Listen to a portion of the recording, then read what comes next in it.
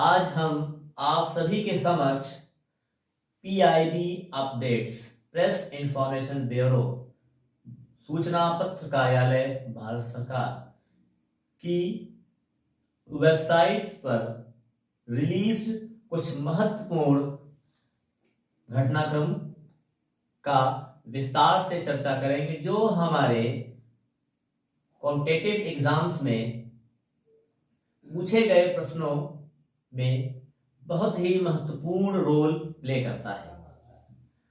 आप सभी का अध्ययन आईएएस के YouTube चैनल पर स्वागत है। मैं आप सभी को 23 अक्टूबर 2022 से लेकर के 29 अक्टूबर 2022 तक की बहुत ही महत्वपूर्ण घटनाओं के बारे में बताऊंगा, विस्तार से बताऊंगा, प्रीलिम्स फैक्ट के बारे में बताऊंगा, मुख्य परीक्षा से आधारित करंट अफेयर्स के बारे में बताऊंगा। यदि कोई घटनाक्रम आज की डेट में घटित होता है तो उसका जो है हमारे सिविल सर्विसेज एग्जामिनेशंस के प्रीलिम्स के पॉइंट ऑफ व्यू से क्या इंपॉर्टेंस है और मेंस के पॉइंट ऑफ व्यू से क्या इंपॉर्टेंस है। जैसा कि आप सभी तैयारी करने वाले अभ्यर्थी इस तथ्य से अवगत होंगे कि प्रीलिम्स में फैक्चुअल बेस्ड और डाटा एनालिसिस और कॉन्सेप्ट बिल्डिंग क्वेश्चंस पूछे जाते हैं और मुख्य परीक्षा में उन्हीं पर आधारित विस्तार से प्रश्नों की चर्चा होती है, जिसका एक लिमिट होता है। उस लिमिट में, वर्ड्स के लिमिट में आपको उसका आंसर देना होता है। तो यहाँ पर हम आपको एक एक पॉइंट्स के बारे में डिस्कस करेंगे और ये आप मान के चलें कि आपके पूछे जाने वाले परीक्षाओं में इस अंक का बहुत बड़ा रोल होगा और हम आपके समक्ष weekly PIB, all India radio news, the Hindu और अदर रिसोर्सेज से अध्ययन सामग्री जो कि समसामयिक घटनाक्रम पर आधारित होगी प्रस्तुत करते रहेंगे। यदि आप हमारे चैनल पर नए हैं, हमारे चैनल को सर्वप्रथम देख रहे हैं, हमारे चैनल से सर्वप्रथम जुड़ रहे हैं, तो हमारे इस चैनल को सब्सक्राइब करना ना भूलें। और यदि आप इस अंक से संबंधित पीडीएफ या टेक्स्ट पढ़ना चाहते हैं तो आप हमारी वेबसाइट अध्ययन.com पर जाकर के विजिट कर सकते हैं। तो आइए देखते हैं आज का महत्वपूर्ण घटनाक्रम। इस सप्ताह में जो घटनाएं घटित हुई हैं उनका क्या इंपॉर्टेंस है। तो पहला जो है हमारा घटनाक्रम है, श्री सर्बानंद सोनोवाल ने कश्मीर में आयुष उत्सव का उद्घाटन किया। आयुष उत्सव अगर देखा जाए तो आयुष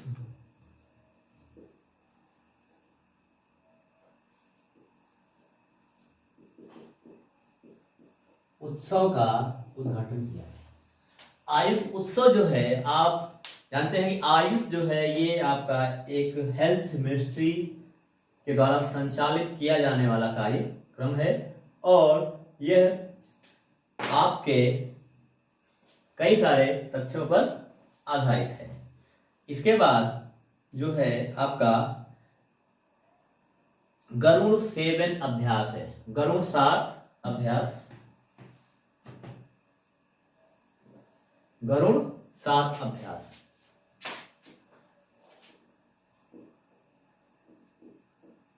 गरुड़ 7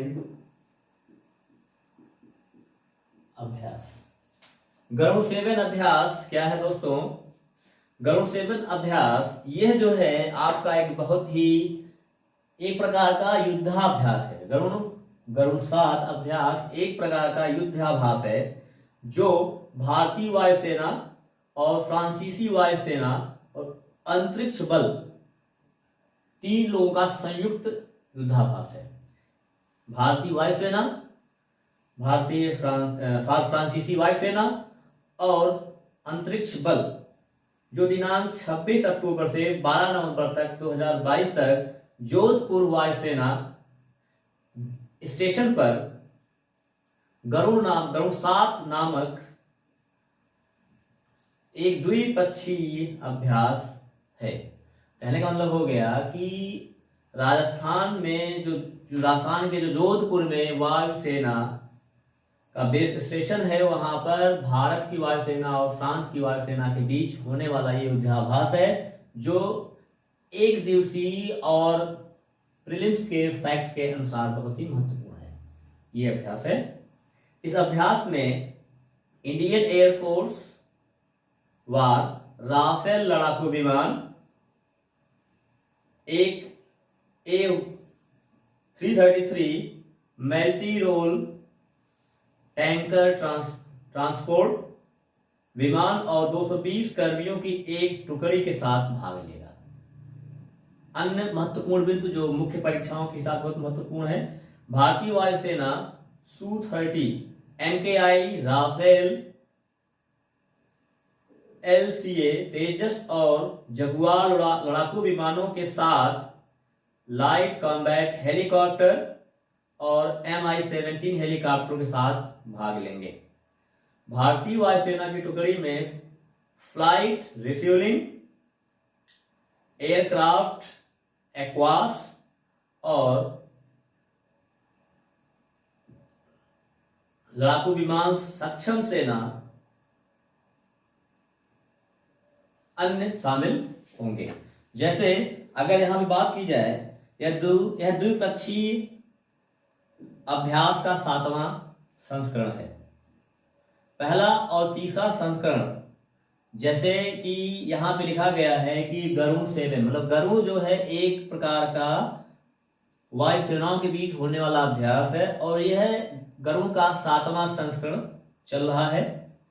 पहला, तीसरा और 5वां संस्करण जो है, ये भारत में क्रमशः 2003, 2006, 2014 में वायुसेना स्टेशनों ग्वालियर, कलाईकुंडा और जोधपुर में आयोजित किया गया था। कहने का मतलब हो गया 7 संस्करण में से 3 संस्करण 2003 का, 2006 का और 2014 का, ये जो है आपका ग्वालियर, कलाईकुंडा और जोधपुर में आयोजित किया गया था। बाकी का दूसरा, चौथा, छठा संस्करण फ्रांस में 2005, 2010, 2019 में आयोजित किया गया था।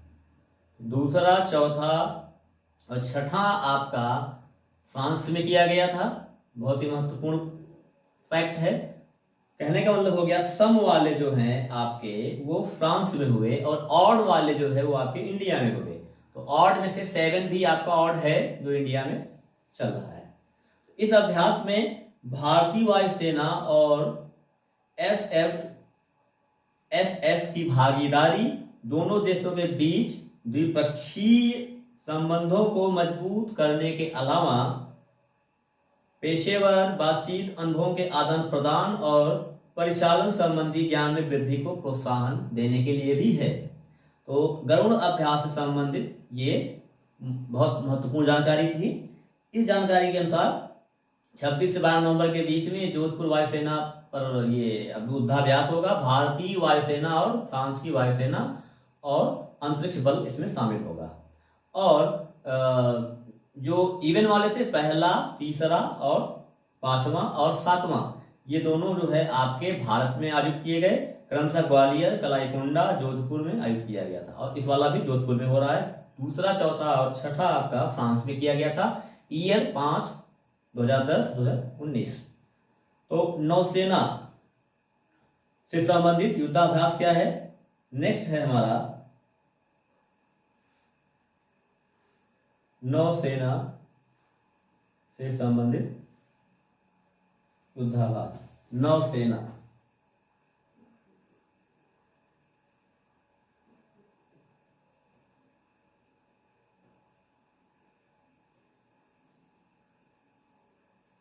नौसेना का द्विपक्षीय समुद्री अभ्यास। तो ये हमारा पीआईबी का पहला अपडेट था। नाउ हम पीआईबी के दूसरे अपडेट की तरफ बढ़ेंगे, और यदि आपको करंट अफेयर से संबंधित कोई सुझाव देना हो तो आप कमेंट बॉक्स में कमेंट करके बता सकते हैं। नौसेना का द्विपक्षीय समुद्री अभ्यास सिम्बेक्स। सिम्बेक्स जो सिम्बेक्स है ये आपका नौसेना का समुद्री अभ्यास है 2022। भारतीय नौसेना विशाखापट्टनम में 26 से 30 अक्टूबर 2022 तक सिंगापुर भारत द्विपक्षीय नौसैनिक अभ्यास सिम्बेक्स के 29वें संस्करण की मेजबानी करेगा। कहने का मतलब हो गया कि सिम्बेक्स आपका एक नौसेना का युद्धाभ्यास है जिसमें जो विशाखापट्टनम में होगा 26 से 30 अक्टूबर के बीच में होगा। इसमें सिंगापुर और आपकी जो है इंडियन नेवी होगी। सिम्बेक्स 2022 दो चरणों में आयोजित किया जा रहा है।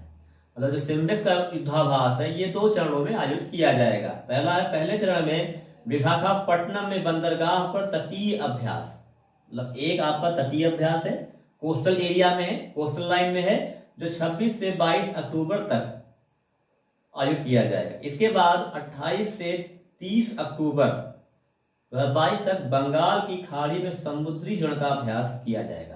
कहने का मतलब हो गया कि जो आपका युद्धाभ्यास है दो भागों में डिवाइड कर दिया गया है। पहला आपका तटीय है, दूसरा आपका समुद्री है।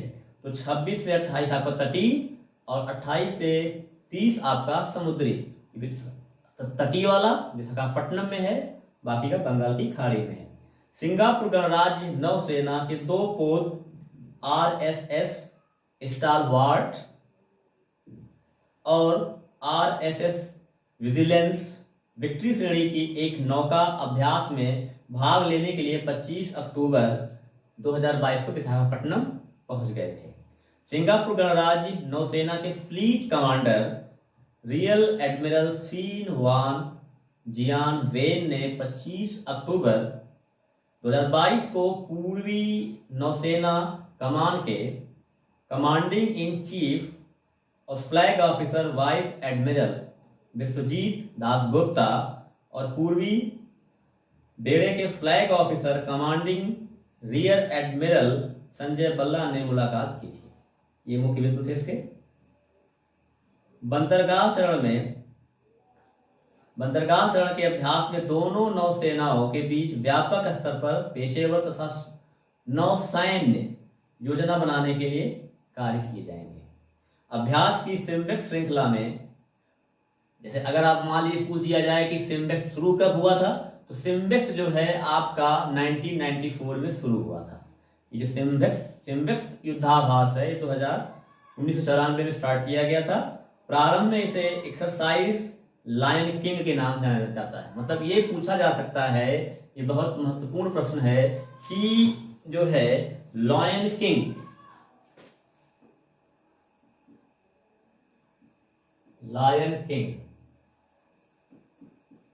युद्धाभ्यास, तो ये जो है आपका सिम्बेक्स का ही जो है पुराना नाम है। सिम्बेक्स का पुराना नाम है। ठीक, तो यहां पर जो है सिम्बेक्स श्रृंखला 1994 में शुरू की गई थी। पिछले 2 दशकों में इस नौसैनिक अभ्यास का दायरा व्यापकता काफी हद तक बढ़ गया। इससे नौसैन्य संचालन के व्यापक स्पेक्ट्रम को कवर करने वाले उन्नत समुद्री नौसैनिक अभ्यास भी शामिल हैं।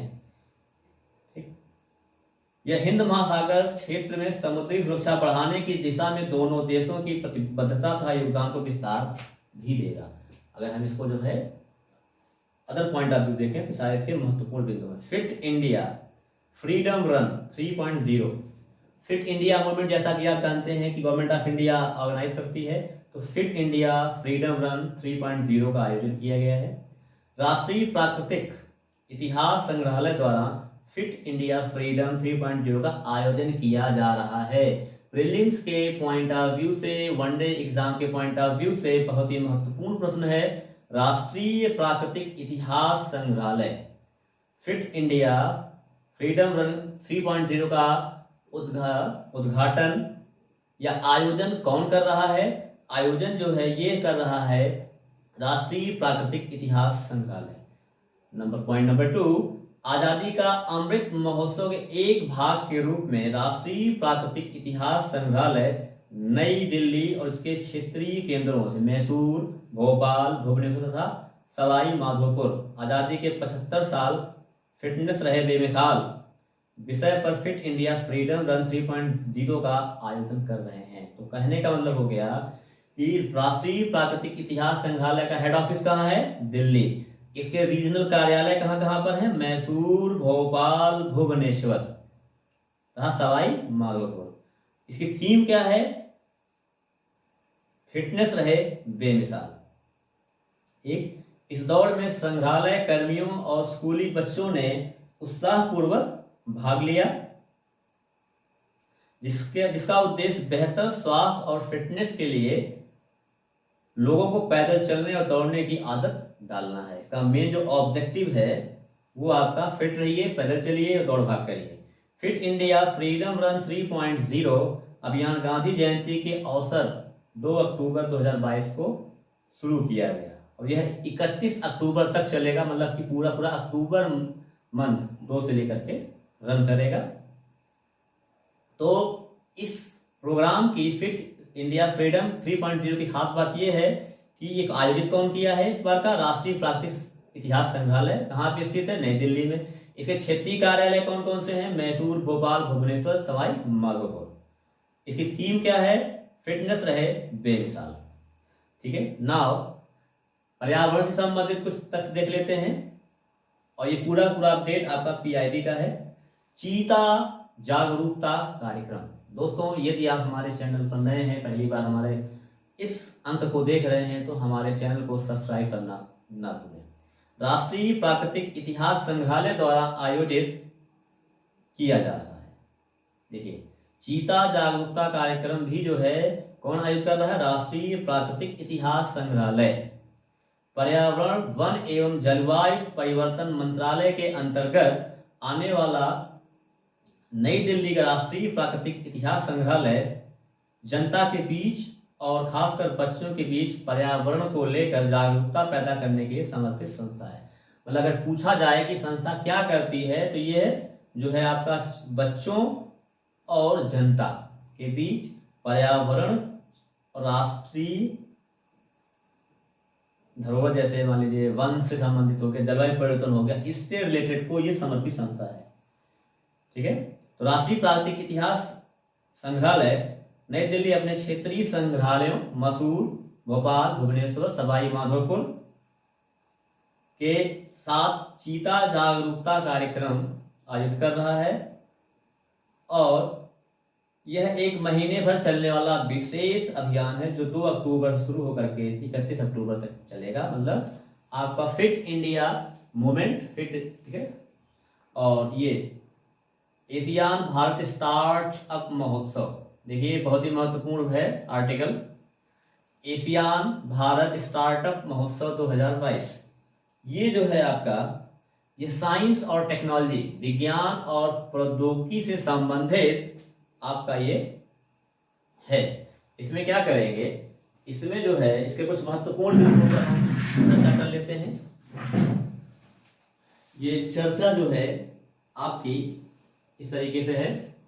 विज्ञान और प्रौद्योगिकी विभाग में सचिव डॉक्टर श्रीवरी चंद्रशेखर ने एशियान आर्थिक समुदाय के उप महासचिव श्री सतविंदर सिंह तथा एशियान के लिए भारतीय मिशन के राजदूत श्री जयंत खोबरगड़े की उपस्थिति में 27 अक्टूबर 2022 को बोगोर इंडोनेशिया में पहले एशियान भारत स्टार्टअप महोत्सव का उद्घाटन किया गया। कहने का मतलब है कि ये एशियान भारत स्टार्टअप महोत्सव 2022 का जो है उद्घाटन, मतलब पहली बार जो शुरुआत हो रही है कहाँ हो रही है? इंडोनेशिया में हो रही है। और कब हुई? 27 अक्टूबर 2022 को। ये आपका प्रीलिम्स फैक्ट है। This is the prelims fact, basic fact of the prelims. तो यहां पर जो है नेक्स्ट पॉइंट की बात करेंगे। नेक्स्ट पॉइंट क्या है? एशियान आर्थिक समुदाय के उप महानिदेशक सतविंदर सिंह ने इस बात पर प्रकाश डाला कि एशियान में जीवंत और आश्वान्वित करने वाले एक स्टार्टअप इकोसिस्टम्स मौजूद हैं। पिछले साल एशियान में 25 नए यूनिकॉर्न बने।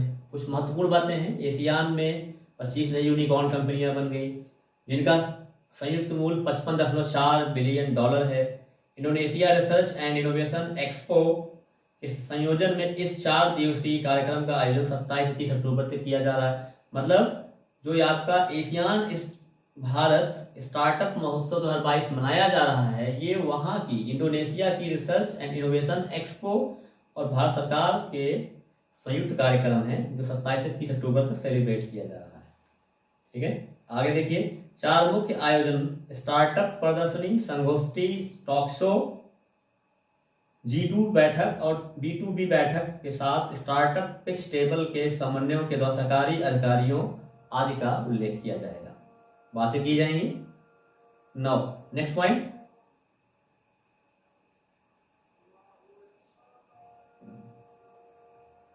ठीक है, वर्ष आगे आइए, नया पॉइंट है ओवर हासर मैग्नेटोमीटर। ओवर हासर मैग्नेटोमीटर ये आपका साइंस एंड टेक्नोलॉजी का टॉपिक है जो एक चुंबकीय क्षेत्र को प्रदर्शित कर रहा है। भारतीय वैज्ञानिकों ने एक ओवर हासर मैग्नेटोमीटर विकसित किया है जो दुनिया भर की सभी चुंबकीय वेधशालाओं द्वारा व्यापक रूप से उपयोग किए जाने वाले ऐसे सबसे अच्छे मैग्नेटोमीटर में से एक है, जो भू चुंबकीय सैंपलिंग के लिए आवश्यक सैंपलिंग और संवेदन प्रयोगों की लागत को कम करने का मार्ग प्रशस्त करेगा। तो ये जो है आपका, अब तक भारत में ऐसे उद्देश्यों के लिए इसका आयात किया जाता था, मतलब यहाँ पे जो एलिमेंट्स थे वो कमी थी। ब्लू बीच बहुत ही महत्वपूर्ण प्रश्न है मित्रों।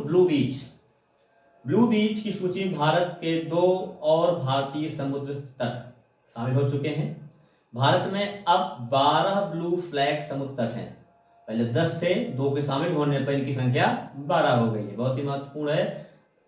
दुनिया के सबसे स्वच्छ समुद्र तटों को दिया जाता है यह इको लेवल, मतलब अगर कोई भी कोस्टल एरिया है, बहुत ही नीट और क्लीन है, स्वच्छ है, तो ब्लू बीच का फ्लैग उसी को दिया जाता है।